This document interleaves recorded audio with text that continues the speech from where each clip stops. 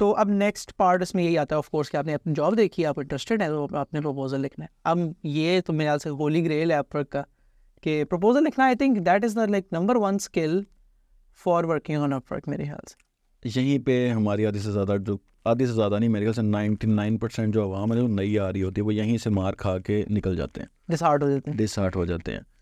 क्योंकि proposal writing जो है ना, मेरे ख्याल से सबसे मुश्किल भी है। अच्छा, इसको ये फिर से मैं वही बात कर रहा हूँ ना, वो कि मतलब कि आसान चीज़ नहीं। पहले तो सारी चीज़ ये समझ लें कि ये आसान चीज़ बिल्कुल नहीं है। आप बिज़नेस करने जा रहे हैं कि अब जब किसी अब फॉर एग्जांपल आप you wanted to win a job, तो कैसे विन करनी है आपने भाई अपने आप को स्टैंड आउट करना है फ्रॉम अदर्स। कैसे स्टैंड आउट करना है, वो एक प्रपोजल ही एक तरीका है अपने आप को स्टैंड आउट करने का। प्रोफाइल आपकी नहीं है, जब आपकी प्रोफाइल नहीं है, स्टैंड आउट करना है, प्रपोजल से करना है, तो प्रपोजल लिखना आपको आना चाहिए। मेरे ख्याल से प्रपोजल आपका वही होना चाहिए जो उस बंदे ने अपनी जॉब डिस्क्रिप्शन के अंदर ऑलरेडी चीज़ें मेंशन कर दी हैं और आपका वाकई ही उन चीज़ों में एक्सपीरियंस है, तो आप बड़ा अच्छा प्रपोजल लिख लेंगे। अगर एक्सपीरियंस नहीं है फिर तो आप कॉपी पेस्ट ही कर रहे होंगे और कॉपी पेस्ट का आपको कोई रिस्पॉन्स नहीं मिलना। बिल्कुल सही बात। क्लाइंट को बड़े आराम से पता लग जाता है कि ये प्रपोजल इसने खुद लिखा है और ये प्रपोजल कॉपी पेस्ट हुआ है, बड़े आराम से लिखे। हाँ हाँ जी, वो आप मैंने एक दो दफ़ा जॉब, हमें भी कुछ रिसोर्स चाहिए, तो वो अब स्क्रॉल करें आपको नज़र आ जाता है, उसकी पहली लाइन से पता लग जाता है भाई कि किस किस्म का बंदा है, मतलब इसको क्या आता है।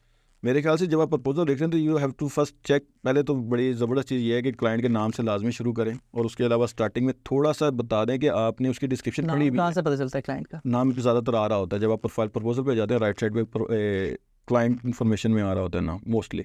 अच्छा, मैं तो like I think our team does it from the comments कि कमेंट्स के अंदर ना, अगर नाम कमेंट्स के अंदर किसी ने नाम लिखा होता है कस्टमर का, तो वहाँ तक हाँ ठीक है, वो मोस्टली आ रहा होता है। वो थोड़ा सा देखें ना, कई दफ़ा तो कंपनी नेम आ रहा होता है, लेकिन जो भी आपके पास इन्फॉर्मेशन आपको नज़र आती है ना, आपने लाजमी शुरू और कोशिश करनी कि मैं आपको इसलिए बता रहा हूँ कि मैंने भी एज अ क्लाइंट मैंने भी थोड़ा सा काम लिया है अपवर्क से।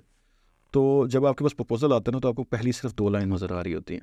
और ये बहुत ज़बरदस्त बात है यार कि मैंने भी जब हायर किया ना, देन यू अंडरस्टैंड कि यार अच्छा this is how they see it. बिल्कुल ऐसे ही तो अगर कोई नहीं कर रहा तो शायद वो यूट्यूब पे वीडियो जाके देख ले कि अपवर्क को एज अ क्लाइंट कैसे इस्तेमाल करते हैं, आपको पता चलेगा कि यार उस साइड से कैसे नजर आती है। हाँ जी, अब आपने क्या किया, आपने शुरू में लिख दिया आई एम दिस ओ भाई, he is not interested in you, हाँ, he is interested in what you can do for what you can do for him. ओ भाई, पहली जो 2 लाइनें हैं ना, वो आपने ऐसी लिखनी है कि उसको आपका प्रपोजल ओपन करना पड़े।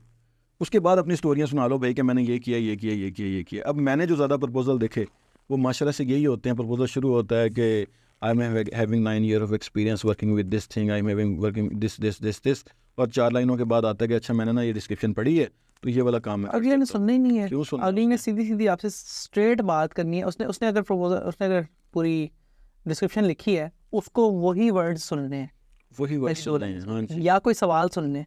बिल्कुल ऐसे ही है। और ये चीज़ लोग मिस करते हैं और न्यू बीज तो कंफर्म मिस करते हैं। तो प्रपोजल राइटिंग में सबसे इंपॉर्टेंट चीज़ है पहली 2 लाइनें, और वो कोशिश करें कि जो उसकी डिस्क्रिप्शन लिखी हुई है ना, उसको एक बार प्रॉपरली पढ़ लें और देख लें कि क्या आप कर सकते हैं। अगर कर सकते हैं तो उसको सोल्यूशन पहली लाइन में आप उसको दे दें कि भाई मैंने ये काम पहले किया हुआ है, मैं इस काम को आपके इस तरह से करूँगा। आपने 2 लाइनों में जब उसको बता दिया कि ये चीज़, उसके बाद अपना इंट्रोडक्शन दे लें कि भाई मैंने ये काम भी किया, ऐसे भी किया, ऐसे भी किया, कॉन्टैक्ट करने के लिए ये ऐसे कर लें। बिल्कुल, आपका प्रपोजल ना जब जाता है ना कस्टमर के पास, तो वो ना हाइपर स्पेसिफिक से ना जेनेरिक होते रहना चाहिए, जैसे ऐसे नीचे आ रहा है। जेनेरिक से हाइपर स्पेसिफिक नहीं होना चाहिए। हाँ, और नॉट द अदर वे हाँ जी, कि जी ये मैं हूँ, ये है, वो है, सारा कुछ हमने किया हुआ है, और फिर एंड पे आप बताइए आपका सोल्यूशन है। इसका ट्रायंगल होना चाहिए। बिल्कुल फिर ऐसे आपने उसके बारे में बात की सारी, फिर आपने आहिस्ता आहिस्ता सपोर्टिंग चीज़ों की बात करना शुरू की। मैंने आपके लिए ये किया, ये किया, ये किया। फिर आपने अनसपोर्टेड चीज़ें एंड पे डाल दी कि यार उसके अलावा मैंने वो भी किया, वो भी किया, ये भी किया। बिल्कुल ऐसे पोर्टफोलियो लाजमी मेंशन करें उसके बाद कि भाई इस तरह का मैंने ये कहा। अब ये पोर्टफोलियो में माशाल्लाह से आवाम क्या करती है, फॉर एग्जांपल रिएक्ट का एक प्रोजेक्ट है, उसके ऊपर आप बिड करने गए हैं और आपने क्योंकि 10 प्रोजेक्ट पाइथन के किए हुए थे, आपने लिखा ये देखिए ये भी मैंने प्रोजेक्ट्स किए। भाई नहीं चाहिए उसे, उससे रिएक्ट के प्रोजेक्ट्स भेजो कि ये 3 रिएक्ट के ही किए हैं, इस तरह ये कैटेगरी के अंदर हैं, इसको देख लो आप। तो प्रपोजल राइटिंग जो है ना वो बड़ी इंपॉर्टेंट है। इसके अलावा एक और प्रपोजल राइटिंग में एक चीज़ बताता हूँ। अब ना बहुत सारे लोगों को ये नहीं पता कि we can also highlight in proposal writing.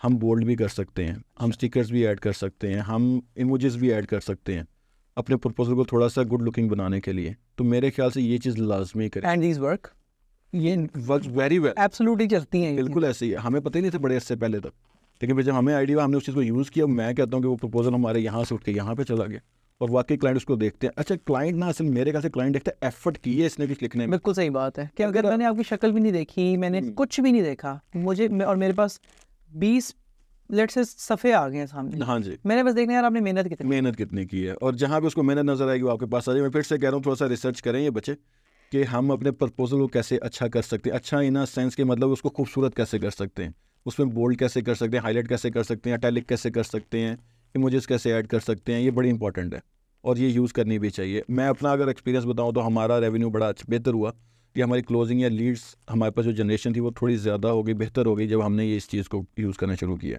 Highlighting हम कर देते, जैसे उसका जो क्वेश्चन पूछा हुआ है ना उसके आंसर को हम हाईलाइट कर देंगे, यार ये देखें स्पेसिफिकली तुमने ये पूछा है, बिल्कुल तो नीचे हम हाईलाइट करते हैं, अच्छा जो तुमने वो काम किया वो देखो ये हमने यहाँ पे किया हुआ, यहाँ पे किया हुआ, यहाँ पे किया हुआ। बिल्कुल ठीक है। वो ये है कि जब आपने हाईलाइट किया तो डायरेक्टली को नज़र पड़ती है भी कि अच्छा ये चीज़ है, ये चीज़ है, ये चीज़ है। हाँ, इंटरेस्टिंगली ये दिस होल्ड्स ट्रू फॉर वो जो एंड पे PS करके मैसेज लिखते हैं ना, कोई भी अगर आपको कोई भी ईमेल करते हैं ना, so statistically 80% of the people read the PS first उसी द मैसेज आप, ये स्टेटिस्टिक्स है। बिल्कुल ऐसे एवन हेरॉन के चैनल पे भी ये बड़ा बड़ा इंपॉर्टेंट है। सो अगर किसी के पास इतना प्रपोजल आता है तो सबसे पहले उसने स्किम करना है, फिर उसने पढ़ना शुरू करना। बिल्कुल ऐसे ही है, पहले वो एक जी जिसे कहते हैं, हाँ वो जी बेस्ड उसने रेडी, उसने ऐसे पढ़ना है, ऐसे फिर उसने पूरा स्किम करना है और फिर उसने ऐसे। तो जो हाईलाइट आप कह रहे हैं वो रास्ते में आप उसे रोक रहे हैं, आप उसे चीज़ें हाईलाइट, ये देखो ये भी है, ये उसका इंटरेस्ट है उसके अंदर। बिल्कुल है। एब्सोल्युटली। और यहाँ से उसको नजर आ जाएगा कि इस बंदे ने इसको वाकई एफर्ट से लिखा ना कि कॉपी पेस्ट करके यहाँ पे रख दिया। हाँ बिल्कुल। जब उसको एफर्ट से रहेंगे फिर वो आपसे कम्युनिकेट भी करके, और एक दफ़ा जो क्लाइंट है वो आपके इनबॉक्स में आ गया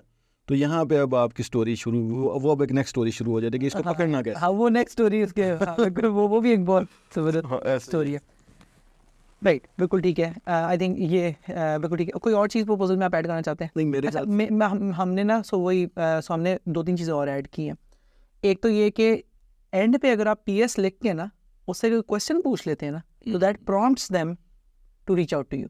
ठीक है, फ़र्ज़ करें आपने मुझे कहा कि यार मुझे जैंगो में मुझे शॉपिफाई के अंदर एक लेट्स से शूज़ का स्टोर बनाना है। ठीक है, एंड पे मैंने सवाल पूछा PS how do you manage your inventory right now, do we have to do an integration in this as well. ठीक है, अब मैंने मेहनत की, मैंने एक कॉन्टेक्चुअल बात की है, मैंने आपकी तरफ एक फेंकी है बात, यार मैं तुम्हारे बिजनेस को समझता हूँ, मुझे पता है जूतों का बिजनेस है तो पीछे सप्लाई चेन चल रही होगी, अगर तुम्हारा बड़ा बिजनेस है तो शायद तुम्हारी ऑटोमेटेड इन्वेंट्री मैनेज हो रही है, मैं उसको इंटीग्रेट कर दूंगा तुम्हारे स्टोर के ऊपर लाइव इन्वेंट्री चल। बिल्कुल ऐसे ही है। तो ये एक लाइन अगले बंदे को 5 से 6 मैसेजेस दे रही है। बिल्कुल ऐसे इसने मेहनत की है, इसको मेरे बिजनेस का आइडिया है, इसको आइडिया नहीं भी है तो इसने कोशिश की है समझने की। बिल्कुल ऐसे इसने सोचा है कि अगर अभी मैं ये बनवा रहा हूँ तो बाद में मैं ये भी बनवा सकता हूँ। बिल्कुल ऐसे और इसने ये भी सोचा है कि यार मेरे हो सकता है फिजिकल स्टोर हो तो मेरे फिर इन्वेंट्री का तो मसला होगा, तो इसका मतलब इसको एक्सपीरियंस होगा शॉपिफाई। बिल्कुल ऐसे ही है। ठीक है, तो ये बहुत इंपॉर्टेंट रहा है हमारे लिए एंड पे PS वाली लाइन। और वो यही होता है कि उसने जी करके पढ़ लिया, एंड पे आपने उसको कहा कि यार अच्छा मुझे इसका जवाब दो। अब आपसे मैं एक सवाल पूछूं, मैं कहूँ हाँ ताहिर भाई ये घड़ी कहाँ से ली है, तो रिगार्डलेस ऑफ स्ट्रेंजर भी आपसे पूछे सवाल तो आप जवाब तो देंगे यार भाईजान ये रास्ता बता देंगे यार, बिल्कुल तो आप बताते हैं ना, तो ये एक बड़ा साइकोलॉजिकल जबरदस्त है। बिल्कुल ऐसे ही है। राइट, प्रपोजल राइटिंग में और कोई चीज़ आप मेरे ख्याल से प्रपोजल राइटिंग ये काफ़ी चीज़ें बता दी हैं, और बाकी थोड़ा सा इनको रिसर्च भी करनी चाहिए, इतना तो हमने बता दिया।